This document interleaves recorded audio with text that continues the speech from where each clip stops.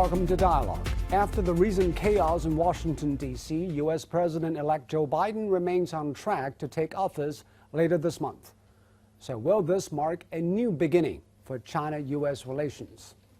After 4 difficult years, after all, and how could domestic politics in both countries inform their foreign policies? And in a time of change, how should China manage its relations with the rest of the world? To find out more, I'm talking to Yuan Peng, president of the China Institute of Contemporary International Relations. That's our topic. I'm Zhou Yue.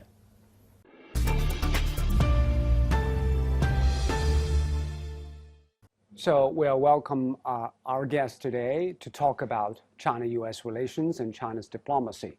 So, Mr. Yuan, of course, we know 2020 is a very eventful year. Some people say it might change the history of the world. And the Chinese always claim that we are living in a tectonic change in world affairs. So, in your opinion, what will be the priorities of China's diplomacy? In 2020 and also in 2021, our priority of foreign policy still to shape a benign international environment to serve for our great national, great rejuvenance. And for the next 5 years, we just have a 14th five-year plan and also a plan for 2035. This is our priority. Everything serves for this goal, including stabilizing the U.S. and China relations and our bordering relations. So what are the challenges that we are facing to deliver on the targets for the development of 2035? Yes, in 2035, we are entering a new phase. Before that, our major task is build up a well-off society in an all-round way. But from 2021, our job now turning into a new phase that is build up a modernization of China. This is our new goal, I think. And this goal may be accompanying with U.S. and China relations and even U.S. and China competition. Then how to avoid the competition from becoming a more difficult relations is also our task. But we all say that foreign policy starts at home. And many people say Trump might go, but Trumpism will stay. So the political situation in the U.S. will probably drag the feet of Joseph Biden when he comes to office, especially China policy. What do you say? Yes, I think so. This is something new. I think how domestic politics impact on U.S. and China relations in both countries. For us, we have a new start, that is 14th five-year plan and plan 2035. How this impact U.S. and China relations? For the states, a divided U.S. and polarization of politics and separation of American society is a new challenge to Biden. First of all, he will limit his maneuver for his time and energy on China. He has to pay more attention, has more energy into domestic politics. And secondly, the populist and the Trumpism without Trump remain will have some big limits for his working on China. So all those show that even if we can have some expectation for him to develop the relations, but also we should be very cautiously. And another thing is that Trump has done the most extreme things to China, including tariff wars, technology wars, cutting off of diplomatic and cultural exchanges. That may leave Biden very little leeway to improve the relations, and also considering the climate against China in the U.S. politics. So it is unfathomable that Biden will come up with anything positive on China. Even if there are so many limits which are shaped by Donald Trump, including what you just mentioned, tariffs and a bad environment in American domestic politics in viewing China, and also the bipartisan struggle. All those are not good news for U.S. and China relations. But still, I think there is something that we can expect. For example, the combat COVID-19. I think if this is the first priority for Joe Biden. Yeah. If he can control the situation, I think the Chinese cooperation is needed, and the China is willing to cooperate in this regard. And also, he said that climate change also is one. Climate change. What can we do together? Yeah, climate change. I still remember is a very typical cooperation area between U.S. and China under Obama administration, which Joe Biden served as a vice president. So Joe Biden is still very interested in back to Paris Accord. I think Chinese always still there. Chinese cooperate very good with European partners, and China, European, and other countries welcome American back, and we can restart our cooperation under Paris Accord. And climate change should be one positive area for U.S. and China to do in the next few years. But we all know that climate change is also a very controversial issue inside American politics.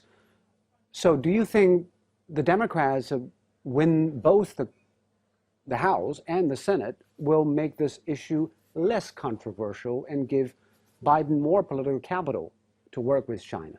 It really depends. The recent news show that the Democratic parties wins both chambers, including the recent Georgia 2 senators wins. Yeah. Which means Joe Biden has much leverage to do whatever he wants to do. This is good for him to push his own agenda, and including the climate change. But other people might say, considering the worsening polarization of American politics, it is not easy for Biden to continue double down on any policies of Obama administration on climate, on immigration, on trade. Is going to be easier or harder for Biden? Much harder. And Biden today, when he comes into power, he's facing a very seriously divided America. Yeah. So his first priority is not retake the world leadership position, but how to reunite the United States. I think facing a divided Congress, a polarization of politics and society, it's totally unimaginable that how he can do something very positive in the first year or even the first 2 years. So in this, I think domestic politics track everything, including his foreign policy, I think. And people are asking, where will this polarization go? Will pro-Trump supporters continue to take onto the streets and make everything impossible to work? Will that deteriorate in the coming 2 years when Biden is in office? Even longer, I think, because those problems it's not short-term problem, but structural problem, because all those problems accumulated for decades. So when Obama came into power, his logo is changed. But 8 years, nothing changed substantially. And then that's why Trump was sworn in. Then Trump comes. But Trump, he's not changed, but destroy, revolution. So it's not in the interest of American. Then Joe Biden want to balance, it's not simply a copy of Obama's policy. Mm-hmm. It also cannot reverse Donald Trump's policy overnight. His policy may be more like a balance between President Obama and President Trump. But how to balance it is need very good skill and very strong political base. But today, facing a divided American politics, it's very hard to find a strong political base. So I think today American situation really needs not only the politician inside the Beltway, but also need the all American society to rethink the era, rethink U.S. and China relations, just part of that, rethink U.S.-Russian relations and U.S.-European relations. In terms of this, I think Americans do need a revolutionary thinking rather than just actions. But it seems there is one thing that can unite the United States right now. That is bashing China, because strategically, many people in America consider China not necessarily an opponent, but also an enemy. So, if that is the perception, how will it affect policies of Biden and China's response? Yeah, U.S. and China relations in a competitive situation is an objective development of the relations. But when you call or describe the relations in the so-called competition, it's a given concept. It's shaped by some political bias. So the good news is that Joe Biden, even if he called China is a competitor, it's a challenge, but he's reluctant to use China as an enemy or even rivalry. I think this is more rational, realistic than his predecessor. This is good.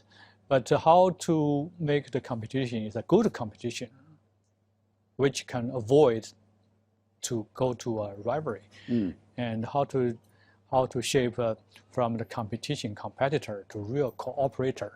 This is something that he should bear in his mind, and this is what we jointly do between U.S. and China in the next few years. But a lot of the leads in both countries consider this is fundamentally a competition of supremacy and control, especially in technology.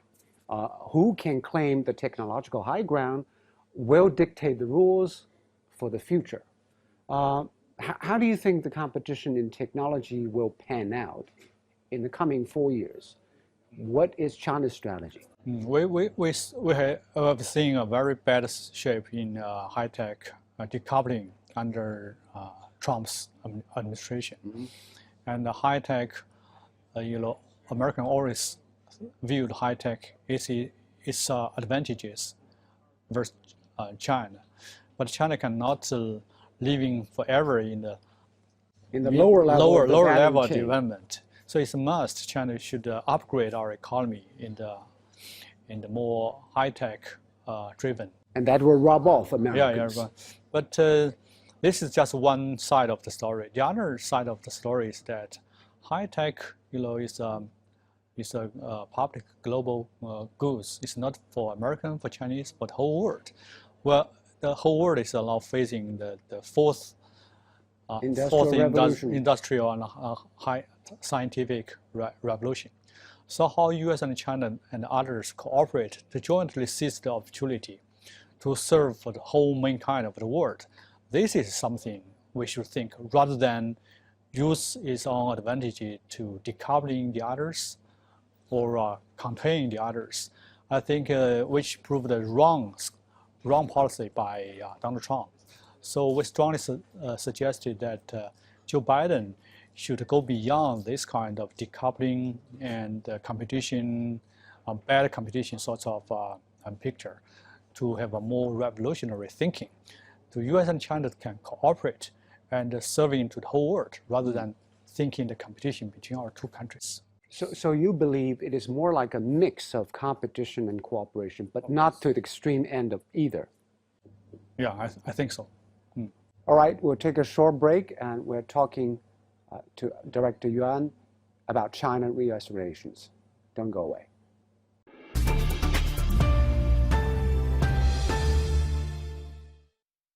So President Yuan, let's continue our talks on U.S.-China relations. There are another thing that worries the Chinese is that American Democrats, are considered to be more ideology-driven. And Biden promised to have a global summit of democracy to tackle ideological differences in the world. And what do you think Biden will do to promote ideological conflicts with other countries of course, including China?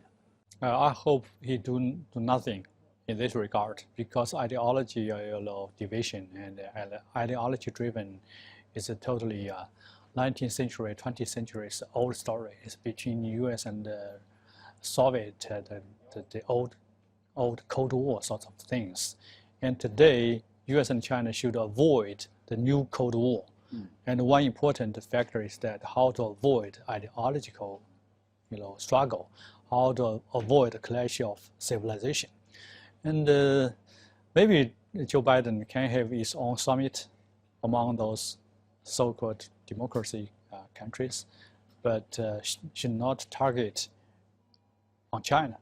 Because China, we have our own path, our own model, our own thinking. I think the world is colorful. We don't need just one voice, one model. But that has to do with a lot of the philosophical approaches of Biden to tackle China. That is the fundamental difference between Trump and Biden, is that Biden will probably try to unite with other developed nations or countries with similar interests and values to go against China. Will that approach work? Will European countries, Australia, Japan, India join the bandwagon of the United States to work against China? Maybe some will do that, but some others won't, because today's world is different. European is not the European 10 years, 5 years ago. Australia also.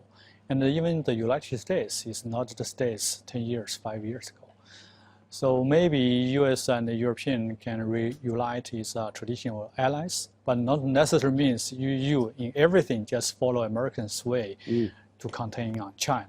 The recent U.S. and China-EU investment treaty show that EU has its own stand. On the one hand, they value the traditional allies with the states, but on the other hand, also look to Chinese huge market and Chinese potential of economic development. This is a more rational choice. Let's talk about China's diplomatic relations with some countries which are in trouble. For example, Australia. Australians have been coming harsh and hard on China on human rights issues, on the origin of COVID, and China also responded by more stringent customs control on Australian goods. And what do you think this is the real reason behind the Sino-Australian relations breaking down? It's hard to say, but one thing from my perspective is that how to has its own stand, not just followed by some others, including the recent with the so-called Quad, U.S., Australia, Japan, India, 4 parties, alliance. So how to in this area, I think maybe European some things set a good model for Australia to follow. On the other hand, and the second factor is that how to view the rise of China in the more rational way, how to have a more open-minded to embracing our rise of China. And thirdly, how to understand the Chinese thinking, Chinese action in the right angle, rather than just using some extremist media's voices to shape its foreign policy decision.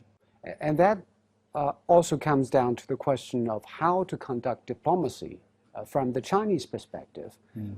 Some Western audience and media have been saying the Chinese diplomat have been more aggressive, assertive, critical of the West, which is not something they're comfortable with and accustomed to. So what do you think of their perception, and how should Chinese diplomats conduct their diplomacy? In which tone is the correct or appropriate way? Yeah, the typical description of recent Chinese diplomacy is the so-called war warrior. No, I don't want to use that term. I know you don't like it. Yeah, I don't like it. It's a given concept. It's a very bad wording to describe in Chinese new diplomacy. China today, China is entering a new phase, but the Chinese main principle of Chinese foreign policy is still the same. We have to have our own strong stand to defend. No other countries can explore that is Chinese resolution to defend our national interest. If this can be called the so-called proactive, assertive, we have no way but to still do that because we are a very dependent country. We have our own core interest. In this regard, we have no way to retreat. But how do you see the future of this kind of a confrontation? Because in the Chinese eyes, it is protecting our core interests. In the eyes of many Westerners, it is a difference of values and difference of systems. Will that prolong, or might they get adjusted to it, to the new reality of the Chinese values and Chinese system? First of all, we need more dialogues, more channels. But today, U.S. and China relations, the bad thing is that even sometimes zero, context. I mean the official channels. This is unprecedented. It's abnormal. I think we hope that when Joe Biden comes into power, we can recover all those different channels. If we have dialogues, many things can be negotiated, can be talked in a rational way. I think we'll decrease some suspicions. And secondly, I understand put your foot in others' shoot, thinking others stand. For example, sympathetic. Yeah, this is Biden's, the best word to describe him. Yeah, I think understand the real story behind the 19th Party's Congress. Understand the Chinese new 5-year plan, 15 years plan in the right way, rather than just using some bias thinking to have a wrong explanation. Then you will give a very wrong conclusion. Let's talk about another, let's say, possible point of conflicts, that is China and India. We have been living in peace for decades, but recently we've seen some border disputes, and some people say exacerbated by COVID. So how will the two largest Asian nations and neighbors deal with each other will be very important for Asia and the world. How do you look at this? I think the border dispute is a long history. It's a legacy of the old eras. But how to avoid those bad legacy becoming a real conflict is something we need to think and need to avoid. I think both countries should value. We are now in a very good era, that's the rise of the non-Western countries. The emerging markets, we're both emerging markets. This is our era. Our era is coming. Both sides should seize this opportunity to development jointly. And secondly, we should use very good platform, which we both played, like BRICS, like Shanghai Cooperative Organization. We should use these platforms to deepen our mutual understanding. And most importantly, in the near future, I think both sides should have a crisis management to prevent those small cases into some big events. In the world, that 1.3 billion Indian people and 1.4 billion Chinese people, we are neighboring countries. As I said earlier, all foreign policy starts home. And you also say that probably the biggest geopolitical affairs in the 21st century is the rise of China. And a lot of people are asking, will China continue to rise? In what way? Recently, the term is dual circulation, relying on domestic demand and economic activities. But will China still open itself to the rest of the world like it did in the past 40 years? What will the rest of the world look at China's path in the future? Yeah, this is a key key question to understand China. Yeah. The reason the new word dual circulation, I think, becoming another point how to understand this. For me to understand that we can put this word aside for a while and to think about China in the two other sentences. One is we are now doing two things. One is deepening our reform. The second is a higher level of opening up.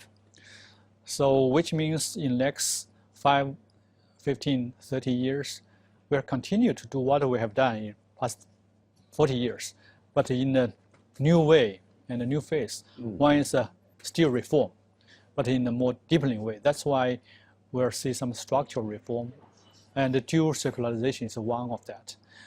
And another thing is that opening up in a new level, higher level. That's why today we welcome American financial service industry into China. We welcome European Japanese, which means in the first stage, we just welcome American agricultural products pouring into China. And the second stage, industrial products. Now it's a financial service areas.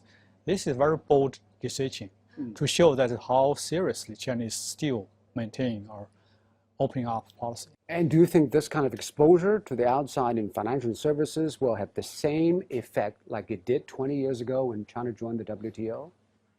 I think so. I think so.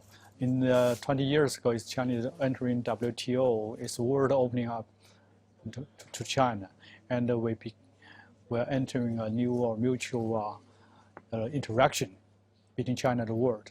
But today, it's Chinese opening up to the outside world. And we also need a new interaction between the world and China. But considering there will be risks involved. When you are opening yourself even wider, you have to manage being innovative and progressive and being stable and secure. Can China be sure about making a balance between the two? Yes, we have to balance the development and the security. And I think without the security, the development is very dangerous. But without development, security cannot be proved. So how to balance the development and the security in a new way, I think is a major task for our generation to face. Yeah. So we cannot just for the sake of security, then close our door. But we need a more deepening reform and opening up. We welcome the service, financial, manufacturers coming into China, but we also need security inside China. So how to balance this is a new task, but we are quite confident in doing that. All right. On that note, I have to wrap up the interview. Thank you very much, President Yuan. Thank you. Thank you. And that will do it for this edition of Dialogue. Until in Beijing, goodbye.